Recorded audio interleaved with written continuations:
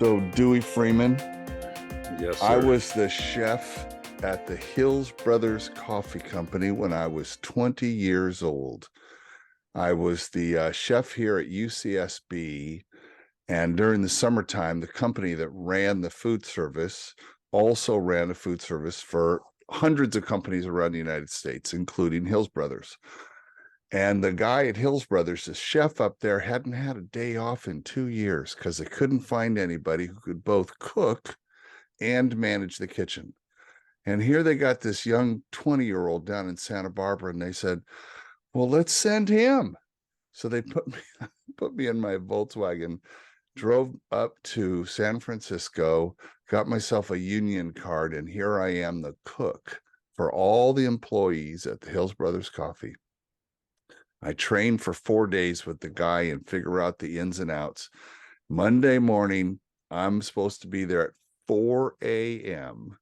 because the painters show up at 4:30. There's 7 guys who paint the whole building. Now, if any of you have ever been to San Francisco and you've come in on the Bay Bridge from Oakland into the city, Hills Brothers Coffee is sitting right there. It's an iconic building. It is beautiful. And the kitchen is on the roof of that building. So you've got this 360 view of the city. It is unbelievable. Monday morning, bam, bam, bam, bam, bam, bam. Mark Sylvester, bam, bam, bam. Mark Sylvester, bam, bam. I had rented a room in a boarding house in the city, and they couldn't find me. And no cell phones, by the way, kids, 50 years ago. Bam, bam, bam.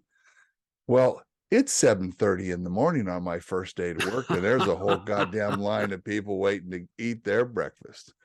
Good morning. I'm Mark Sylvester. This is Dewey Freeman. Good morning.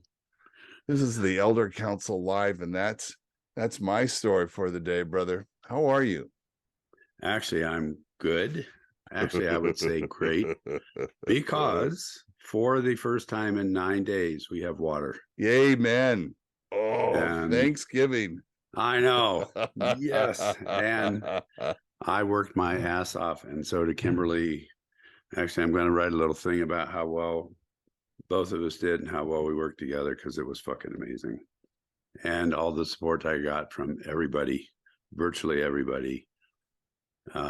So I do have something truly to be grateful for. Nice. Well, looking And around this I got room, to it shower, so none of you have to get off because I stink so bad. that's why we're on Zoom today, right? So, Well, look around the room here, Dewey. We've got people who've joined us this morning. yeah, good morning, brothers. Look at that. Look at all these guys. Good morning, you guys. From the looks of it, it appears that it's cold outside. Yeah. We Look got at Zach. that. Yeah, it's cold. I'm not going to tell you that it was 80 degrees yesterday here in Santa Barbara. Well, that's a little warmer than it is here. Well, this is durability, right? So guys, what we found is that we work really great under live fire, and we would love to use this time to take questions from you guys. And there's like Well, no we got rules. a few more people. Good No morning, rules. gents. No rules. So I'm not the only one who slept in, is what that means, Dewey. That's what that means. Good. Good morning, gents. So all you have to do is just raise your hand, and we'll take questions. First come, first serve, no rules. And then we do have one thing is we're gonna tap out at 5 minutes to the hour. Sorry if we're late, but Dewey's got guests every Saturday morning, and then just to let you all know, we'll be doing this. I'm gonna go buy a new alarm, but we'll do this the last Saturday of the month. We think that there's probably a good opportunity for you guys to ask questions. And I just, first off, thank you so much for showing up. We really appreciate it. If it's early, you woke up. Thanks. Yeah. We'll get over the overslept part. So, and also just let me throw in today, don't have anyone at 9. I'm I canceled everybody because I've been working on my well. And so, Oh, right. But and as it turns out, I do. So, okay, because I use perfect. Well, that. then So, we'll, yeah, cool. So, perfect. just you know how to use Zoom. So just go down to the reactions. Just raise your hand if you've got a question, and then we'll ask you to ask it live. So we won't use chat. We'll take advantage of the fact that we can see one another, which I absolutely love so much. So just go ahead. Who's up first? Oh, these brave men, T. Look at this. Okay, Trevor, you got it. Oh no. Did I see a hand up there? We go, Clark. Hi, Clark. Nice to meet you, bud. Hey, Mark, nice to meet you too. Have Um, you two not met before? Not met. no, Oh, I well, mean, I've cool. watched plenty of y'all's interactions I'm a together. drummer and he's a guitar player. I don't know why we don't know one another. I know, right? It's time we fix that.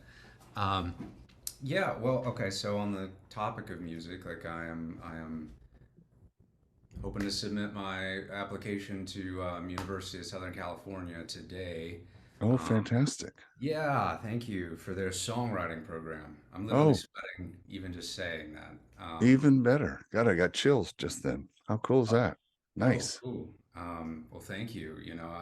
That's kind of what I wanted to hear. Like that's what I wanted to bring up to y'all and hear what you have to say. I'd love to hear some stuff around what has your process been in working with your own dad wounding. Um, I'm hearing my dad in my head telling me this is like such a stupid thing to be doing. Oh, fuck that. Yeah, yeah. Okay. Sorry. Tell him to All shut up censor, and tell all him to shut up and you'll censorship get is back to gone him. the first 15 minutes that Mark is awake. This is USC you're talking about? Yes. Do you have any idea how big of achievement it is to get to go to USC? Yeah, they've got a 9% acceptance rate. I haven't been accepted. I even just getting the Took the application first step. submitted You is will So, be joining.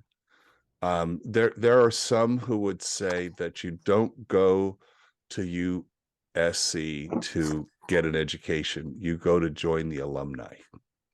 mm, oh, hmm. The alumni at USC is regarded as probably, and Notre Dame would argue with us, that it is the number one alumni association in the United States. The Trojans take care of them, each other for life. Hmm. For life. So getting in there, you're getting into a massive organization. Oh, by the way, you will get a quality education at the same time. They're always ranked in the top 10 best music schools in Yeah, the world. nice. I Hmm. don't know if you have enough guitars up on your wall though. That's what I've been telling my girlfriend. See, I always need one more. see. She No, just nodded her I what? think Wait a minute. One more guitar or one more girlfriend? head. I'm talking to Mark Sylvester and Dewey Freeman. Oh. Hey, Janessa.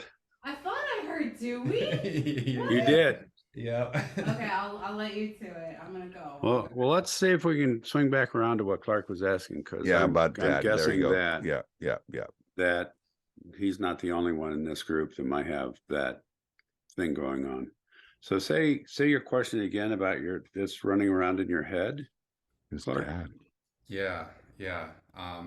I've only just in the last few days shifted gears in my application from just music in general to songwriting specifically, which for some reason feels a lot harder and a lot less legitimate to me at the same time. And as I've explored that inside myself, I'm talking to myself with my dad's voice that Mm, what I'm doing is silly. It'd be like, why am I not getting like a bachelor of science or, a mhm. business degree, something responsible, something respectable. And so I was doing a little journaling about my dad this morning, but I thought maybe y'all could, whatever you want to share. But my thought was, what has your process been in working with your dad? You want to take that, D? Sure.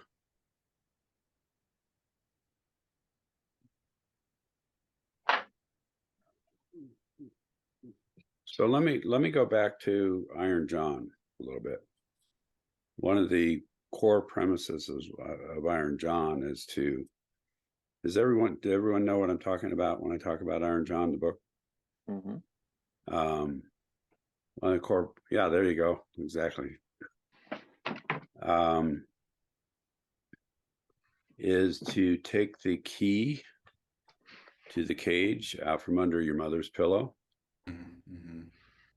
And one of the ways that I often think of this, and this is my thing, is that oftentimes the cage is our father. And that we end up locking ourselves in some cage or some room because of all the messages from our fathers. So, but the interesting part about that is the key to the cage to let the quote wild man out. I'm not talking about the wild man in the cage. I'm talking about the cage. Two different things. But the key to the cage to let the wild man out is oftentimes under our mother's pillows. But the key to not being under the thumb of our fathers is not living with the cage itself. It's like we can open the door to the cage, but if we carry the cage with us, then it's a burden. And Clark, are you okay? The people, if I talk a little therapist. Bit. Yeah. Okay. Well, I wasn't quite going to go there. It's just I was going to say, no, you will. Yeah. But it's like your father is your cage and also your grandfather. And it's like you can get the door open, but you got to not only get out of the cage, you got to quit carrying the cage around with you. So, one, does that make sense? First of all, and then I'll do one other piece here. So I also the thing about the elder council is we got a he said situation here, which is why I love this. I'm going to take us back to the stories we tell ourselves show, Dewey. Because there's a story you're telling yourself. Your dad literally can't be in your head. It's a story you're telling yourself about your dad, right? And the first thing what we learned about that storytelling was the first question you ask is it true? Is that story true? Is it true that you are a failure or you're an idiot or you're not smart enough? You're any of that shit that's going on in your head. Is that true? It's not true. Clearly it's not true. It is fucking hard to write songs. It's hard to play music well. It's very hard. You can't be an idiot if you're that. So none of that's true. Straight up. So as soon as if you're self-aware to know that, it's go, oh, that's not true. That's my dad. Now, and there was another show we did, and this was on my TEDx Santa Barbara show when I had Dewey on, and we were talking about that this is a generational problem, because if I heard grandfather in there. So if you've got grandpa was in the head of your dad, so it's not your dad's fault, it's grandpa's fault. And it's probably his dad's fault, right? Probably. So I heard there's a woman in your life. So there might be kids in your life. So you have to stop this shit now. There might be, I said might be. So you have to stop this now because it takes 3 generations to stop that story. Right? Because you're going to bring that to your kids. It's going to be unavoidable. It's going to take you a long time to get them to shut the fuck up. And then so your kids are going to grow up in that. You're going to be modeling that. You got to have to stop all this stuff now, if not for yourself, for the rest of your lineage, right? Okay. Yeah, totally. So, in addition to that, what are you getting out of keeping him in your head, Clark? What gain do you get out of that? The first thing that pops in my head is auditioning for music school alone is scary enough, but then submitting original material to also have that evaluated by these academies, these universities, is scary in a whole different kind of way. Well, what's that have to do with your dad? Well, you asked, what am I getting from running Yeah, what are you this? getting out? No, I asked, what are you getting out of carrying your dad around? I think maybe on some level it's like protecting myself from putting this stuff out there and having it rejected. Well, you get to blame it all on your dad instead of Ooh, on the challenge of ooh. what you're heading into, which is a big challenge. It's a huge challenge. But instead of facing that challenge, you get to blame all the shit on your dad. Wow.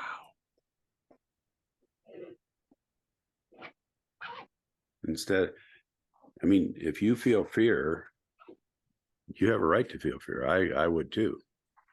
Or if you feel nervous, or if you feel worried about being evaluated, all of those things, those are all true. I mean, those are real. But don't blame it on your dad. Just let yourself be scared, because you should be. There's not a damn thing that I started that's creative, that's out there. And I've started a lot of things in my life that I haven't been afraid of. And in fact, even now I'm doing a big transition. It's like, I'm going, am I going to make it this next year? So let yourself be with what you got versus putting it somewhere else, because this is not about your dad. This is about your own fear of, are you able to jump in and do what you need to do when you need to do it? Boy, if you don't have the butterflies and the fear and all of that, you don't. There's something about that. I don't know, Dewey, you always give us the science behind our behavior, but there's something about, we train storytellers, right, around here during the day. And people say, well, am I always going to have the butterflies before I go on stage? That's similar to what Clark is saying. And we believe that if you don't have the butterflies, you better be worried. Hmm. Yep. Mm-hmm. Like Exactly. I look like when I have that feeling, like, I go, fuck, it's like, oh, something good's going to happen. I have the opportunity for something good to happen. How I react and how I show up and all that is going to be why I train all the time. Right. Mm-hmm. But then I'm going to go, yeah. Oh, there they are. Oh, nice. Hey guys, let's go do this. Mm-hmm. Yeah, right on. Okay. Steve's got his hand Yeah, up. let's Steve, shoot Thank to you. Steve. what you got, buddy? Yeah, hey guys. Thanks, Good Clark. morning, Hey. Mark Good and morning, Dewey. Steve. Nice to meet you, Good. sir. Nice Great to meet you. as well. I kind of have a follow-up there to Clark. And Clark, that's awesome that you're applying to USC. I was just down there a month ago, actually. My son is a senior in high school, so I'm going to kind of Oh, turn this around. nice. Actually, And as a father, see right there? See the big oh buck yeah, outside the window? oh Oh, awesome. oh, Saying good morning. wow. Good morning. He's going to So as a USC, by the way. nice. So as a father, what I've tried to do with my son is be very open and show him different options that he has. So, obviously we're touring schools for him. We went to USC. We live here in Denver, so he went up to CU Boulder. We've gone to small liberal arts colleges. My in-laws live in Tucson, right? So we've looked at U of A. He's kind of all over the place, which is fine in terms of what he wants to do, right? He plays bass guitar. So similar to you, he loves music. He's a phenomenal writer. So he's thinking about creative writing, right? He wrote his essay in like 40 minutes and it's phenomenal for a school admission. But he's also like very good at like business and logic, right? So for me, when I went to university 20 plus years ago, I just did basically what I thought other people expected Mm, or right what mm. society told me. So I studied engineering, I left school, I got a good job, etc. How do we not over rotate as a father to being so open while not, what I'm trying to say is I want to still guide him, but I want to guide him openly. And how do you find that balance, I suppose, from a father's perspective? Dude, let me take a quick crack, and then I'm gonna go for shoot it over to you. One of the things I taught my son I specifically remember sitting at the table teaching him about the importance of good choices. So this is an opportunity for him to learn how to make good choices, because that's a life skill that's so important. So maybe you teach him now how to make choices. So with me, it's sitting down and using my dive in and discover to say, okay, well, what are all the schools? What are all the jobs? What are all the things I could study? Like, what are all those things? So you see, look at it as a teaching opportunity to say, wow, you have so many choices. You have so many things you like to do. So here's the list of things I like to do. Here's the list of schools that comes later. What are all the things I like to do? And just get them all out, and then say, and have them write it down. And then say, I'm teaching this because you're going to need this skill 1,000 more times in your life. Okay, so then you say, well, what do you like to do? Write it down. Then you keep saying, what's his name? His name is Matt. Matt, what else do you like to do? Write down. Hey, Matt, what do you like to do?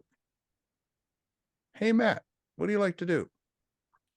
Do that until he's screaming at you to stop. You want to get everything out of his brain. And what's going to happen is around the 8th or 9th thing that he writes down, we're going to be at the truth. All the easy stuff will have come out. And he'll go, well, and don't react. Don't make any editorial judgment. Don't be as neutral as you can on your face. Hey, Matt, what else do you like to do? Hey, Matt, what else do you like to do? You're not helping him. This is for him to learn how to explore his own brain and really get to it. And you'll tell when he's done, and he'll have a whole page of stuff. Then you cluster the chaos, because now I have all this stuff. So now we can start some buckets. We start to see that there's all this stuff showed up in 2 or 3 buckets. Then you say, okay, well, let's kind of rank order this stuff. What do I really, really like? I've got everything out there, but what did I really, really like? And through that, you then come up with a stacked list and say, okay, you know what? Because he's a senior now, so he needs to make his decision and get his letters written and get prepared. So then you make a map. Okay, let's make a map and let's go discover what would it be like to have a life as a first thing, as a second thing, as a civil engineer, as a business person, what would that look like? And there's, good God, our children now have Google, so they can answer those questions. I wasn't able to. You weren't able to. And then let him make that a reasoned, well-informed choice that is like logic based. And then and that tool will serve him the rest of his life. Dewey, why don't you fill in the other half of that? Thank you. And Steve, I think part of your question, if I'm right, is you don't want to be like your dad, but you're not 100% sure how to be. Is that a little bit what you're saying? Yeah, and I also don't want to just be fully set in logic, so to speak. Like I made my decision based on my logic brain, right? Like my gut told me something else, and I went with my thoughts, my logic. Yeah. So I understand what Mark is saying around this kind of providing the structure and the guidance around that. Like, I'm masterful at that kind of shit, right? Oh, okay, good. Where I struggle is, hey, what's your gut, right? What's your feeling? So let me walk you through a couple of things. And I get what you're saying. My first degree was mechanical engineering and physics, like 500 years ago. How I ended up on the side of a mountain in Colorado being a psychologist is too long of a story to tell. One of the things that, and I think you're speaking to it, one of the things that's a trap with our fathers or anybody in our family is if we say, I absolutely will not be like them, and we flip and we do a 180. As when we do that 180, we are just as much under their control as if we're doing exactly what they're doing. Because it leaves our own thought process out of the and our own gut out of the process. First of all, does that make sense to you? Yeah, it does. Yeah, and that's where I was going. That's spot on, Dewey, in terms of how do you not go just completely to the other side, right? How do you find that balance between the two? So let me give you, that's a really good question. And I bet other men on here wonder the same damn thing. Certainly I did and still do at times. What guides me is a process of what I call softness with structure. And the structure is that logical part. It's like, yeah, you got to get up at a certain time. You have to get your papers in. You have to, all of those things. The softness is what comes from inside. And we can be really structured and sometimes even really tough and still keep that core of who we are soft inside. And that's where the gut level part comes. Typically what men do, and it's not just men, by the way, actually, and I will give my partner Kimberly a lot of credit for what I'm going to say here because she and I talk about this all the time and she helped introduce this to me. If you look at a guy named Philip Shepard, he talks about radical wholeness, about getting in our gut and our bodies, et cetera, that would be a book to really look at. Is that we sort of have three levels. One is our head, which is all that logical part, which men tend to be pretty good at. And we get pushed to be good at that. And we get pushed to not be with the rest of ourselves. But if you sort of think of it as an elevator coming down, the next level down is our heart. And then the next level down is our pelvic floor. And that's where the energy of our gut comes in. And you can even think about it. I mean, would you be willing to do something with me for less than 30 seconds? Sure.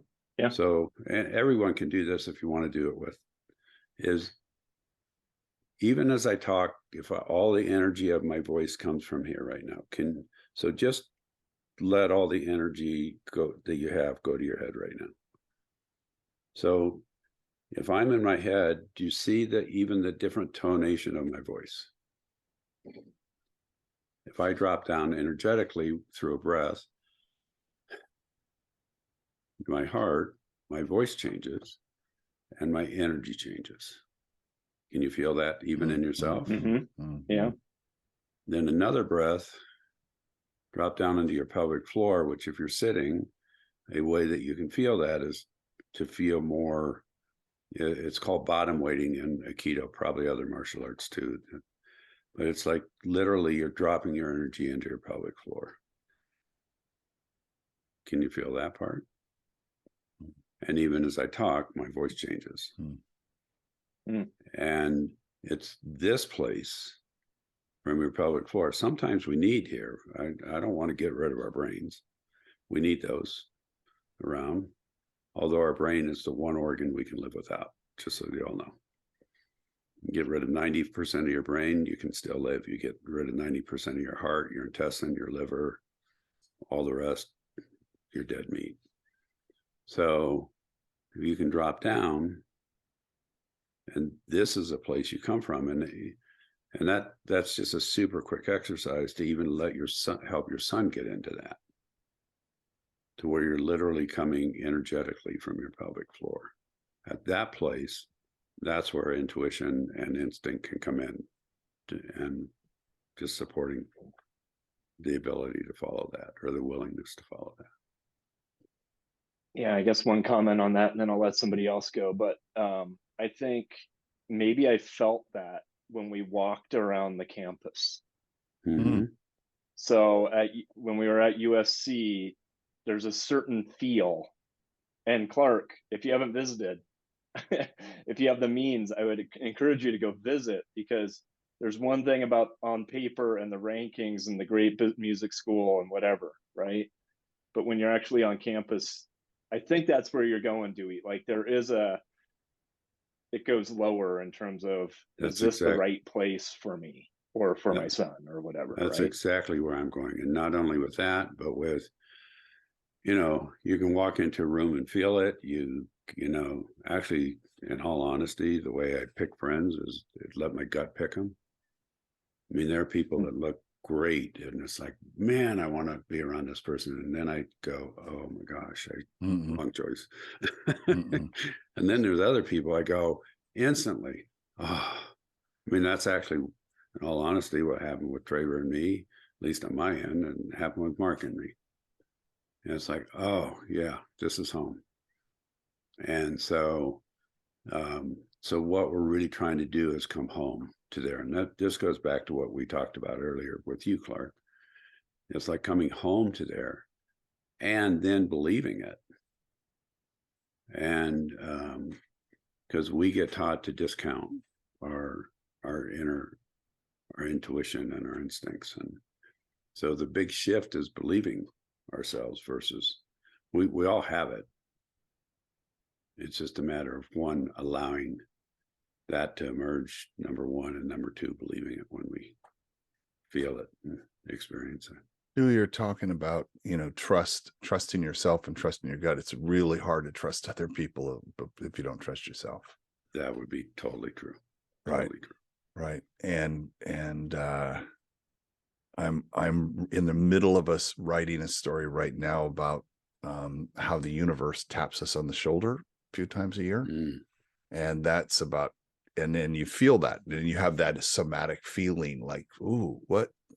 And then if you're not trusting yourself, you're going to let that shit go by. So I love that. I'm looking for another hand up here. I hope Steve, if he's a Trojan, then maybe Matt and Clark can become good friends next semester.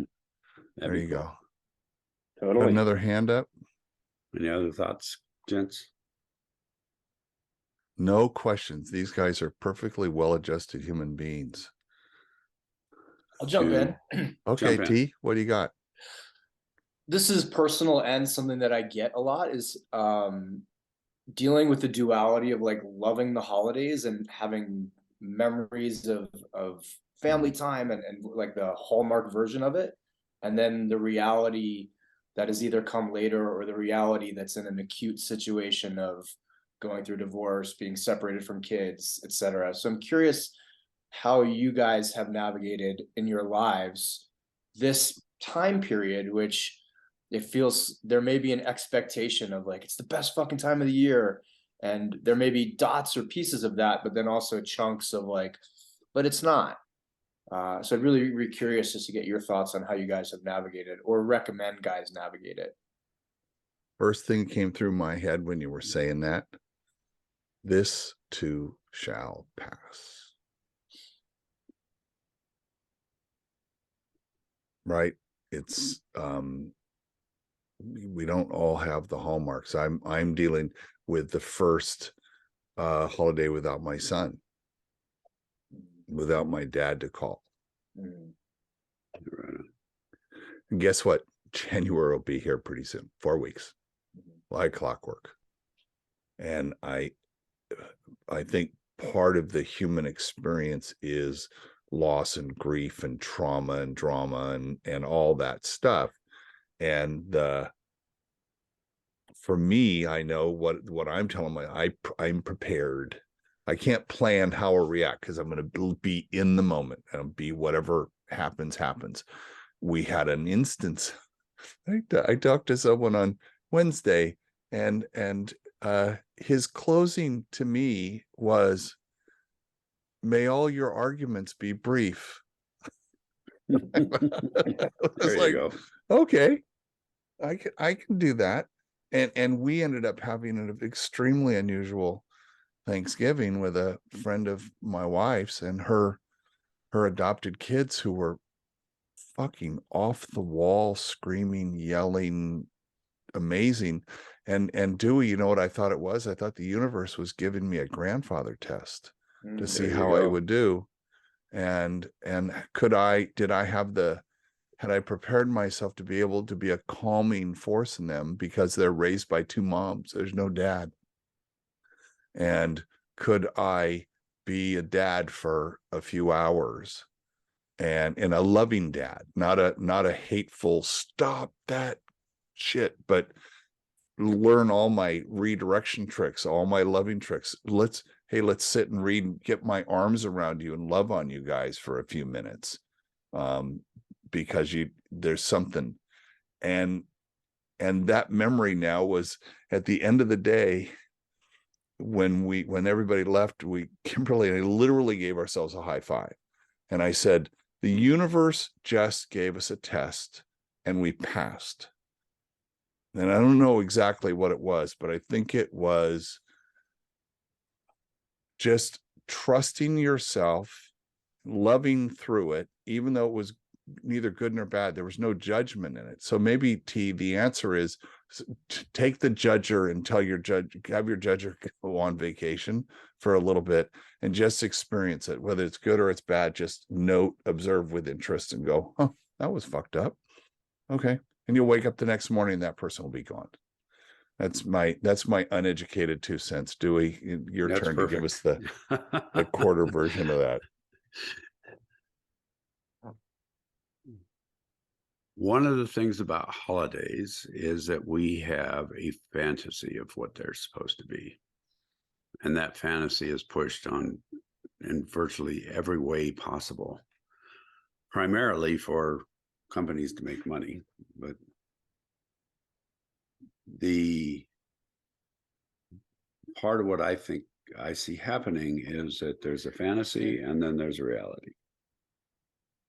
And if we try to make that fantasy the reality, we're screwed. All of us are. So it's almost like part of it is, will we allow ourselves to grieve the loss of the fantasy of what it's supposed to be, or we think it should be?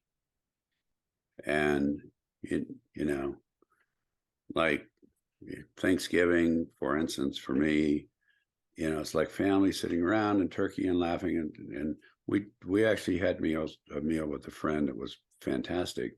But frankly, most of the day, I'm down in a hole about 12 feet deep, digging out the broken water line from my well up to my house. And I'm covered with mud and yuck. And I hadn't been able to take a shower. And it was like, oh, this is my reality today. Mm-hmm. This is my Thanksgiving. Mm-hmm. And it's like, could I be thankful for the ability did I have that ability to do what I did? You bet. But I did have some angst. It's like, why the fuck can't I just sit and chill and watch football and go hang? And, but it's literally allowing ourselves to grieve the fantasy or the loss of that fantasy, because until we grieve that, we're not able to hold what's real. It's the same like if we end a relationship. How many of you have had a rebound relationship in your life at some point? 2, 3, 5, 28. And it's like, the reason rebounds don't work is because we don't take the time to grieve the loss of the previous relationship. That's why they don't work. That's why they're called rebound. And we do it to keep from having to grieve. So allowing ourselves to grieve the fantasy or the loss of the fantasy is what will change what goes on, and go, yep, this is real. It's dirty. It's without the son, our son. It's without a brother. It's without, whatever it is. And this is what it is. And actually letting the love of what you really got come in. And that's a whole big piece of the healing. Dewey, I'm thinking, we had a talk, we did a show on worry and regret. Remember that? Yeah. Yeah, I did. And with regret being this deal about living in the past, I'm regretting, right? And we talked about how I don't have a rear view mirror, thankfully. And so I never look back. But that worry is that fear of the future. I'm worried about what's going to happen. And we talked about that we literally have no control over that, right? And so isn't this a little bit of that, where that anticipation of what it's going to be like, and oh God, Uncle Bob's going to be there, or I'm going to go see my kids. We were at dinner last night. Kimberly and I were in Santa Monica, and we had dinner in this lovely little place we like. And this couple showed up right next to us. And it was obviously a first date. And they were 50 something, right? And they were getting to know one another. And it's, oh yeah, I was at my ex's house because of the kids for Thanksgiving. And they both had been at their ex's house for their kids for Thanksgiving. And I was thinking, oh fuck, I spent, too many years doing that. And I'm thinking about the anticipation of, oh shit, I've got to drive to her house to see my kids, and all the bullshit and all the worry and all that stuff that you have about that. So I'm curious, Dewey, when I say that, because I'm sure there's a lot of people that are, have that anticipation. How do we just strike that anticipation? Because if I'm getting ready to go to Hawaii, which I'm getting ready to do, the anticipation is a part of the good stuff. Right. But if it's anticipation or dread of having to go deal with something that might happen in the holidays, get rid of that. I'm not sure what you're asking me with that piece. I think that part of this, the anticipation of the bad thing that's going to happen during the holidays, because it's always been bad. That's what I'm saying. Got it.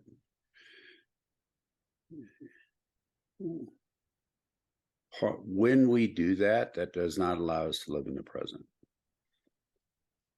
And since the present's all we have, it's probably a good idea to live there. And just, I'll swing this around, and I'm doing this and keeping this relatively short because I know we're running out of time here.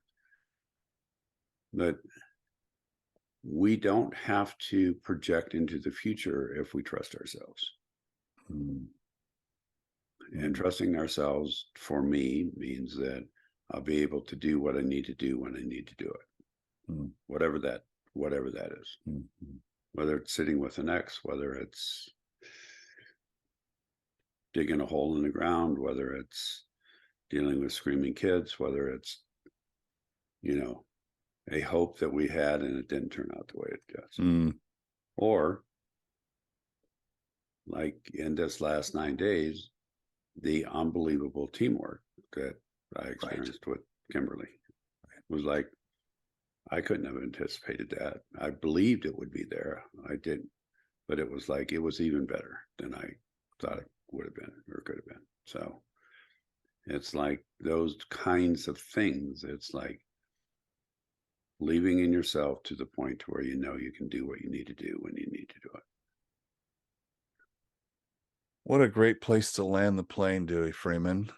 That was, as usual, you put a nice little bookend on our conversations and give us something meaty to think about. Hey, gents, thank you so much. Is this something you like to have us do once a month?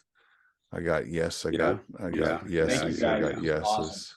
Yeah, thank you, gentlemen. And actually, it's nice to see some of you again. I've not seen you. Hey, Michael, good to see you again. And some of you I know a little bit, some I don't. I'd love to get to know y'all. Well, we will in 4 weeks. They have a chance to come back up and give us another question. I wish all of you safe travels wherever it is that you are, and to stay safe. And Traver, thank you for introducing me to my good buddy, Mr. Dewey Freeman. Look at how this has turned out. It's pretty Yeah, great. this is fucking amazing. My Thank you. single greatest accomplishment as an adult male. Connecting Mark and I. Yeah. My work here is done. I'm gonna go wander the earth. There you go. Perfect. Happy Saturday, fellas. Thank you guys. Happy Saturday. Bye, Love y'all. everybody. Bye bye.